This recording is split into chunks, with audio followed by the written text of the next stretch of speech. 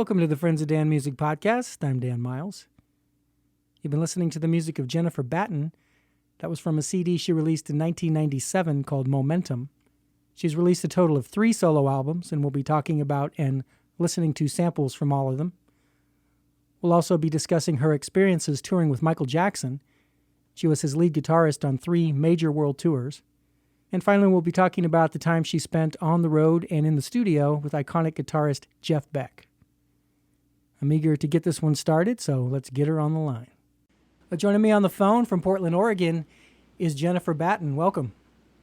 Thanks for having me. Well, I wanted to start by talking about your solo work. I thought we could begin with your most recent album and then work backwards from there. I'm going to let you pronounce the title because I don't know if I can give it the proper inflection and really do it justice. So whenever you're ready. Oh, the title? Oh, yeah, of course. Yeah, it has to be specialized. It's when you read it, it looks like whatever, but it's actually pronounced whatever. Yeah, I knew it was a Valley Girl thing. And, of course, the second most common one is whatever. Yeah, it has many uses and many meanings. It does. Well, the album is obviously an excellent showcase for your guitar playing and your composition skills, and it retains the world music elements of your previous album and many examples of your sense of humor, which we'll get to in a minute. But your approach to vocals on this one was different than your previous albums. There's less singing and more spoken word passages. So what inspired you to take it in that direction? This whole record was very, very influenced by my time with Jeff Beck. In fact, most of the tracks were things that I wrote for him when I was in his band. And he really got me turned on to electronica, and the vocal samples are a part of it. And I also wanted to add that element as the focus instead of 60s bar guitar solos for every song. I just wanted it to tell stories and take you into a different place than I did in the past. Yeah, I like it a lot. We spoke with Carl Jah, who used to be in Dred Zeppelin, and his most recent album was kind of similar. He says, it when you hear a human voice, you sort of focus in on it, then, it sort of refreshes the guitar playing. Yeah, definitely. What I'm going to do now is play a track that I think nicely demonstrates the integration of your guitar playing with the spoken word. It's called Off the Deep End. And somewhere around the midway point, there's a little speech that comes in. Was that recorded specifically for this track, or was it something that was pre-existing? It was recorded for this track. And I just let my friend with the British accent, which I love, just go off. Because I started with a script, and then it just seemed to work out better just to let her improvise on a certain thing that she was thinking about. Yeah, it's neat because at that point you've assumed it's going to be instrumental. Then you've got this nice, long little interlude. There's also a chant at the beginning that's sped up and then reprised at the end in real time. What was the source of that? Well, that was very astute of you to figure that out. Because on my first record, the producer sped up some vocals that were adults, and it actually sounded so cool as children's voices that I used that same kind of thing again. But I just love I've always loved African music, and probably from seeing too many Tarzan movies as a child, they always have the tribal drums going, and chants are just awesome. So I toss world influences in whenever I can. Yeah, it's cool. Because at the beginning, it kind of sounds like, jump rope on the playground or something, and at the end, you realize that it's adult. So I like it. Well, let's check it out from her 2007 Whatever CD. Here's Jennifer Batten going Off the Deep End.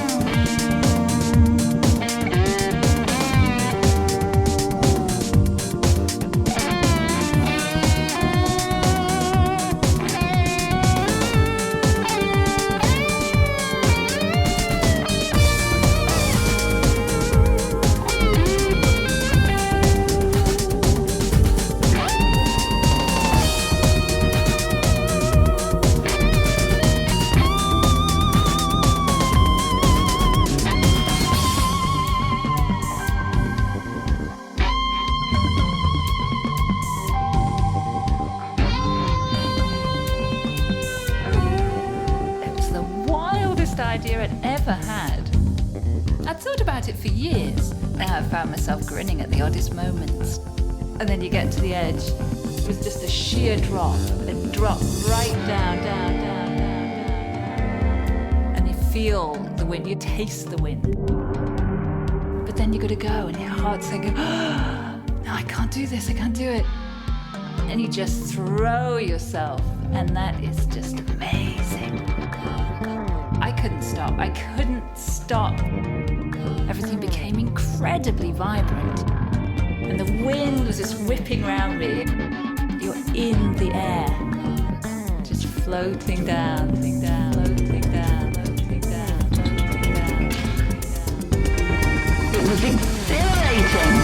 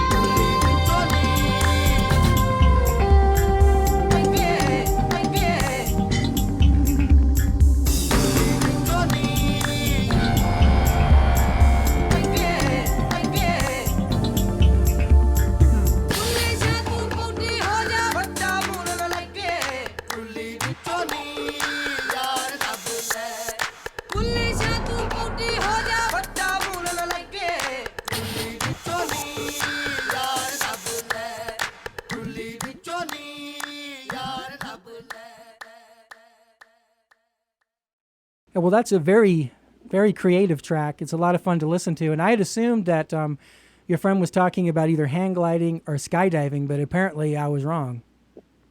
Yeah, it was actually her first time skiing, which scared the living crap out of her, but she was excited by it all the same. But I, on purpose, didn't have her specifically say that so people's imaginations could run wild. In fact, some people listen to that and they think it's the first time falling in love, which is, I never had thought of that, but that's a really cool angle. I knew it was something about, I always wanted to do this, and I did it, and it was a big rush, and you would think it'd be skydiving, but it could have also been jumping off the cliff, your first time hang gliding. I've never done either. I have skied, and I feel a lot safer skiing because you remain on the ground for the most part, unless you hit a mogul. Well, I also mentioned your use of humor. One of my favorite tracks on the album is called Ass Whoopin'. Now, it's got a great groove, a great guitar hook, and a lot of funny vocalizing. Well, when it comes to pure comedy, nothing's ever going to top Inner Journey. So, do you want to talk? You want to talk us through that one? Yeah, that's the kind of song.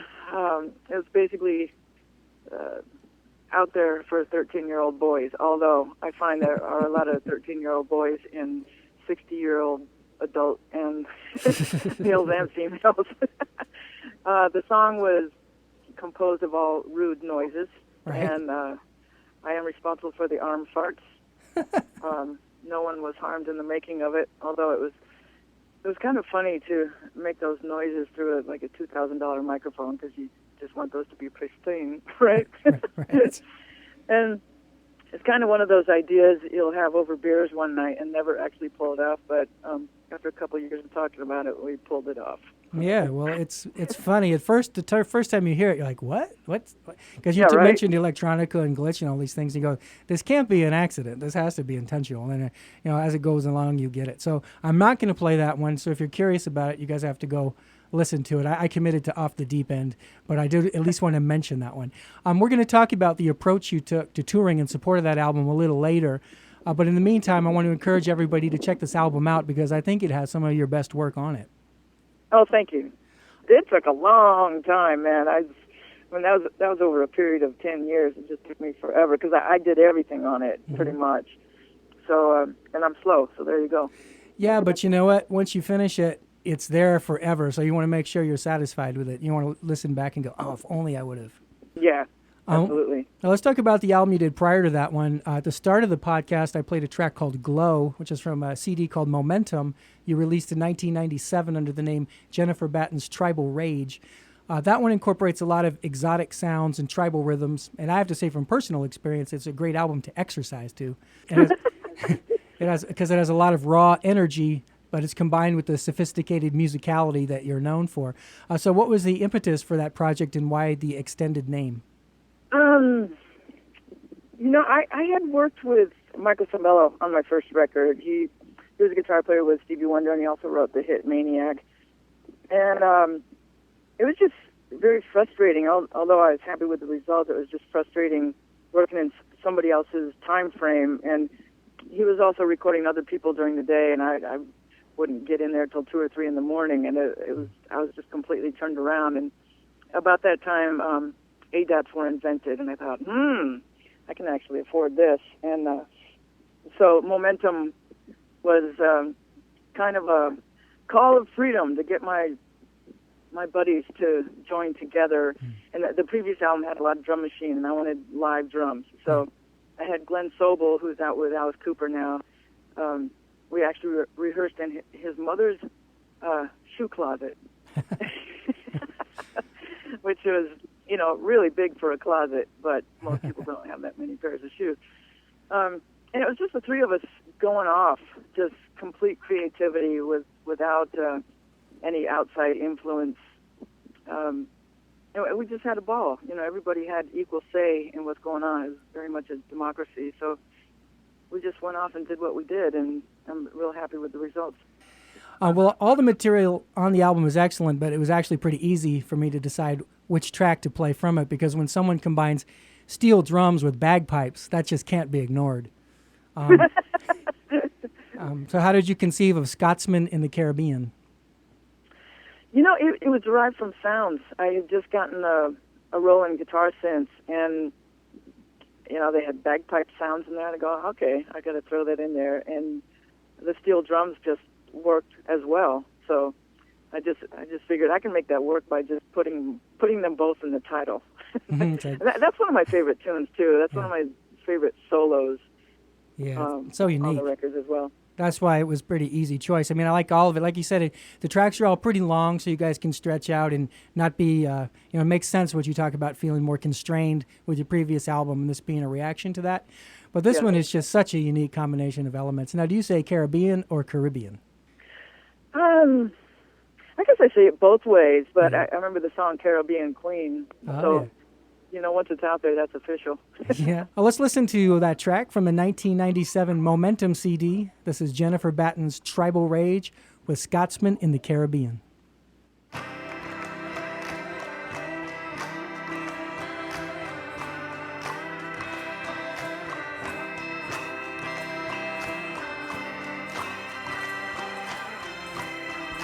left school the day I was 15 in Glasgow.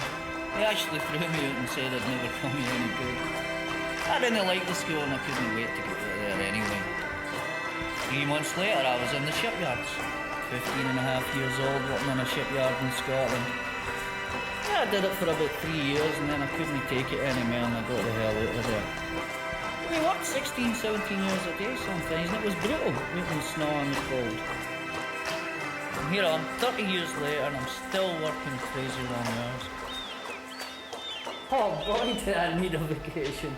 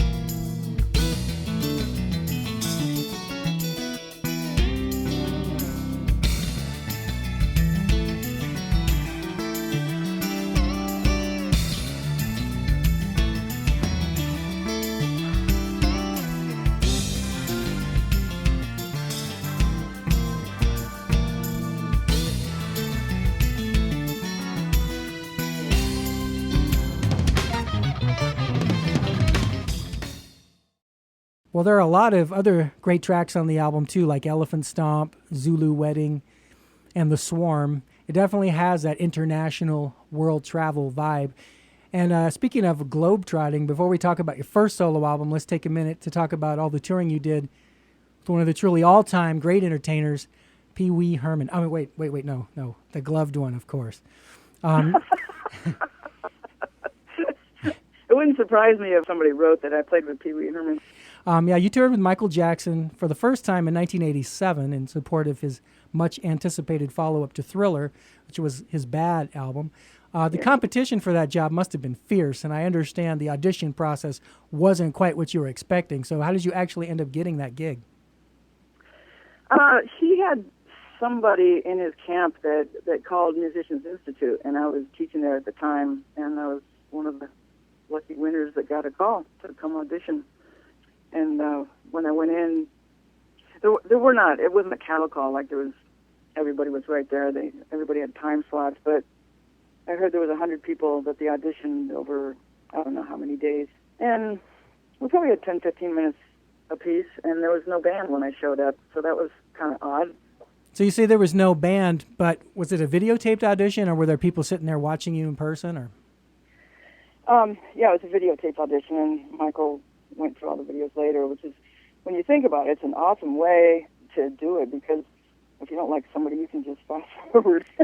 Yeah, you don't have to be diplomatic or political, but also, you know, you can watch the performance multiple times, you know. Sure. So, well, that's cool. So what was it like for you to go, just play something all by myself with no band into a video camera? I mean, what was your expectation when you arrived, that there would be a band and you'd all be jamming one of his songs?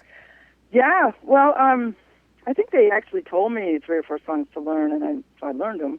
And basically they said, your number one job is going to be playing funky rhythm, so improvise something, so I did. Mm-hmm.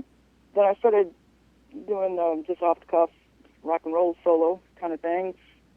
And then I followed it with, there's a song called Giant Steps on my first record, that it was a worked-out tapping solo for 2 hands, so I played that. And then I finished it with the Beat It solo, because I already knew that from playing it in a cover band for a couple of years. So I think that's what got me the gig, because I already knew those techniques. And so probably it was like, she can play the funky rhythm part. Oh, she can play Coltrane. That's unusual. Oh, and she's mastered the Beat It solo. This is it. So, yeah, that's probably what happened. But like you said, you'll never know because you weren't privy. But you know there's 99 other people who didn't get the gig, so you should feel special about that, huh?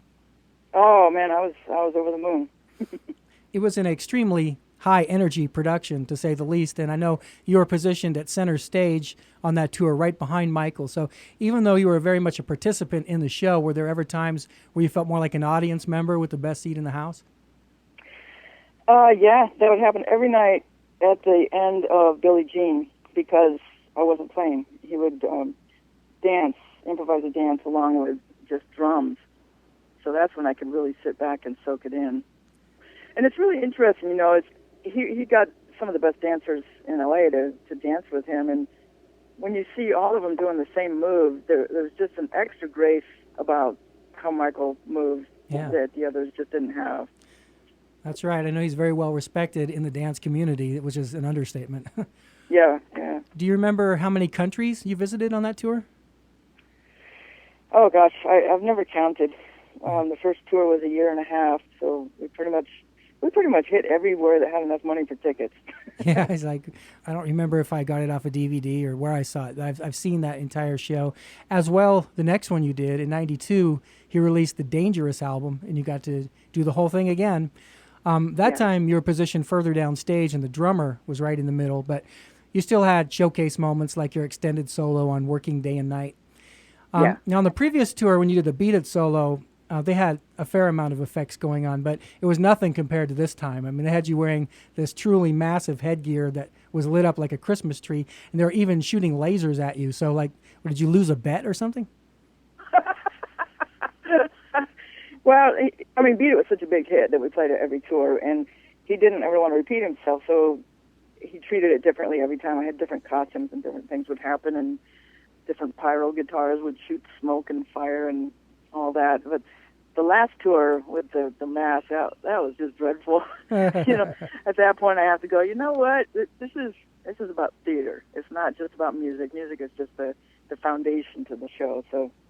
Well, I saw the tour with the mask too, but the one in the middle that we're talking about, I mean, the headgear was about the same size as your body. So, like, you know, how much did it weigh, and how difficult was it to play in that thing? Well, on the Dangerous tour, I started out with two different things. One was the Viking horns, that they were very lightweight, very comfortable, and I ended up using those all the time. And the other thing was they had this, like a full-size dragon that they had sculpted to come over my shoulders, and that thing, I mean, it was just ridiculously heavy, and after I went out for the first time, people said, "You really don't look very happy." No. And it really felt like I was going to break my back. So Well, you're supposed to be playing this difficult guitar solo, and then they throw like 100 pounds of weight on you. I mean, that didn't seem quite right. Well, you know what? I mean, in that kind of show, you get all these different facets of specialists together, and like the choreographers and all these other people have no idea what it actually takes to play an instrument. They're just thinking about movement, and the costumers are just thinking about how it looks. Right. So, in fact, speaking of that, in the first tour, they spent over $1 million just in costumes, and all of the dancers broke out of all of their pants during rehearsals because they weren't made for dancers. All right. You mentioned the guitar that shot sparks out of the headstock and it billowed smoke out of the body. Were you triggering all that yourself? I mean, I noticed it had a handle on the back. Yeah, I had to trigger it. One of the guitars, there was a button on the back next to the handle that would start to smoke, and then there was, I can't even remember what it was to trigger the flames. But yeah, you don't want that going off without you. Without you knowing. No, and you mentioned the choreography. I remember sometimes you guys would be out there kind of like line dancing and turning left and turning right, and you and a couple others were holding guitars, you know, which you could clock somebody with that sucker. And I was wondering if in rehearsals anybody turned the wrong way and had any collisions. Not at rehearsals, but before every show, we would hold hands and have a group prayer kind of thing for the show, and I'd nailed somebody at that point because I'd always have my guitar on. Yeah, you forget it's dangling from you and that it extends out there, yeah. Yeah, I smashed him in the face right before the show. It was awesome. Oops. You got to play with Michael at the halftime show of the Super Bowl. Television audience was estimated to be over 1.5 billion people around the world. I know you get asked about that performance a lot because it's considered to be a standout highlight of your career just due to the scope of it. But as a practical matter, did the size of the TV audience actually affect your experience in the stadium? There was a lot of things that affected the excitement. For one thing, it was so much different than doing our show, and it was only going to happen once, and it was live, so nothing could screw up. We rehearsed, I don't know how many days, but I remember that there was a guy in charge of the stage. The stage was probably in at least half a dozen pieces that they had to roll out as fast as they could. And, you know, somebody would do a pop gun or say go, and for rehearsing, and they would all race out to the middle of the stage because they had just the amount of time of a Lay's potato chip commercial to get the thing in order before we jumped on stage. And just the excitement of that and knowing how many people it was going to be aired to was pretty amazing. And one thing I'll never forget is the first time that we rehearsed with live sound, the bounce back, the echo from the sides of the stadium were so intense and so loud that the dancers couldn't dance. Wow. So that's something I didn't think about, is that the sound man has to alter things with digital delays so that you can actually hear things as you should. And also, it's kind of funny, I think that the first frame that you see me, I'm not looking into the camera at all. I'm looking up at the scoreboards where these Michael impersonators are popping out of smoke, because there's a lot of things that happened that day that I had no idea were going to happen. Oh, yeah. Yeah, it's just we rehearsed our part, but like all the kids that were holding letters or whatever, colors, I had no idea that was going to happen. It was kind of cool. It could be cool and distracting, because I know after all the spectacle, you know, like you said, the impersonator's popping up and he pops up and just sort of stares the audience down and lets them get it all out. And one of the first things you hear is your guitar. Yeah. But, you know, that was, you know, a condensed version of it. Like it's a 15 or 20-minute performance. You usually probably do a 3-hour show or something. But also, you know, usually you're backed up to a stage. This is more like in the round because you're out on the field with people surrounding you. And, you know, I know it was different in that regard. But, I mean, if it hadn't been televised at all, or if the audience had been 1 million people, or being a billion people. So the fact that it was going to be at that time and for quite a while, maybe even still is the biggest television audience in history. So you said it just made you feel excited. It didn't make you feel nervous, or it didn't make it a different type of thing. No, I wasn't nervous, but I'll tell you, it's the only time I ever felt that Michael was nervous. Yeah, I'll bet. It was just something unusual. I mean, he was usually very calm and nothing would faze him really, but I just noticed some things that made me realize that he knew how much pressure he was under. We talked a little bit about the third and final tour you did. That was '96. That was in support of his History album. That was the one with the mask. So looking back today, do you have a preference among those tours, or did they all have their, highlights and troughs, or was there a particular favorite? Yeah, Bad was absolutely the first because he was at his peak. Everything was new to me. Traveling to all these exotic countries and making more money than I ever made in my life, and being able to buy a house. I mean, just the whole thing was exciting, and the whole tour was a year and a half, and when it was over, I just wanted to cry. It was like, I don't want this to end. It was the coolest thing in the world, man. I remember having a birthday in Australia on an off day, and we all rented a boat to go hang out in the ocean and just have shrimps on the Barbie, Of course, everyone has an opinion about Michael Jackson, but they're bound to be far less informed than yours is. So as someone who did work so closely with him for so many years, why don't you tell us about the Michael Jackson that you knew as opposed to the public persona? Well, it's kind of like you see in the This Is It. You can really see how he behaved with people, and he was always very kind and considerate. He would do things for us like shut down the Tokyo Disneyland so we could hang out for a couple hours without the locals, bothering him. And he did that a bunch of times. There was sometimes we were out on the road during American holidays, Thanksgiving, Christmas, and he would have dinners for us. A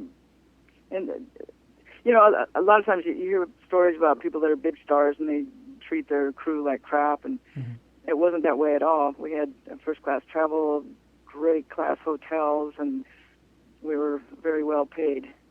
And he was appreciative of us. Yeah. He really was. And I remember one time in the beginning, before we took off on the Bad tour, we had a break, and there were several of us around talking, and he came over and wanted to know how many people had never been to Europe before, and several of us never had. And he was really excited about that he got to share that with us, because he said, "Oh, God, I've been so many times I feel like an old man," and he was 29 at the time. Yeah, we're talking about a guy who was a big star at like age 8 or something. Yeah, he'd seen everything. So did people think of him as the boss or a friend, or, pretty much he was the employer? But like you say, he made very high demands on you guys, and you guys always delivered. So I'm sure he did appreciate what you brought every night. Yeah, he was always really kind to us. And as far as the band, we worked for a solid month before we ever met him, so we had the music down. Yeah. And he would see videotapes of some rehearsals, and information would come to the musical director if he wanted any changes. Like we'd change keys or extend sections for dancing or stuff like that. But other than that, he was a total joy. I call him a creative tornado because he was so creative in every aspect of the show. When you think so many people love his music, and still all these years later they're still being played on the radio, that was just number one in line. There was the dancing, the theater aspects, the special effects, the pyro, the bombs, just a spectacle you can't imagine. Well, actually, we might not have to imagine it, because before we leave the topic of Michael Jackson, I want to mention to everyone who didn't get a chance to see him perform live that there's a production in the works right now that's dedicated to very accurately recreating that experience. And from what I've seen, it looks pretty spectacular. So what can you tell us about Forever Dangerous? The leader of the band, Chris Fisher from Boulder, Colorado, and I had worked before. Whenever I was in Colorado, I'd sit in with his funk band. He had a funk horn band, and I played on his record, and he eventually ran into this Michael Jackson impersonator that looks so stunningly like Michael that the idea just popped to do a Jackson show. And it has evolved. In fact, we're doing our first show at the end of July. We got dancers, singers, the whole 9 yards. I mean, we don't have the $20 million budget to do what Michael did, but we're going to start out and see how it goes. And because I'm, prominent in that band, there's going to be a lot more guitar than you would hear in a Michael Jackson show. We're definitely taking some liberties to get creative with it, because there's plenty of acts out there that are doing it note for note. So we're extending sections and doing some mashups, and we'll see where it goes. Yeah. Like any show, it will evolve over time. Yeah. But we're having fun with it, and it should get the momentum rolling to get a show under our belt. Well, there are no Michael Jackson shows out there except yours that have Jennifer Batten in it. So, well, you got a point there. So, it's like, if me and my buddies throw together a tribute, it doesn't have the street credibility that yours does. And furthermore, I saw a picture online of you and this guy, and I, what I thought when I saw it was, like in Madame Tussauds when they do a wax creation, it's just like, it's like a little bit off, so you can tell it's not the person, but I didn't realize it was a real guy. I thought it was like you and like somebody's almost perfect wax image, and I found it was a guy, and then I saw some of the clips of him dancing and singing. I thought, wow, man, like if you haven't seen Michael Jackson live, and a lot of people have and a lot of people haven't, when you guys get this thing out there rolling, it's going to be quite a thing to experience. Yeah, that's the thing. I mean, believe me, I'm an impersonator magnet. They come to me from all over the world. And a lot of them are kind of creepy, and most of them do not have the same physical presence, the shape of the face, and they put on the wig and the glasses and the whole thing, but you can't even lose yourself in the imagination of pretending, because they look so disturbingly not Michael. Right. So we got a shot here at we want to take people on a trip. Not only does he look like him from a distance, he looks like him up close. So that's that's unusual. Well, I want to direct everybody to the official website of that project. It's just foreverdangerous.com. I'll remind you about it again at the end of the show, and I can't wait to see it.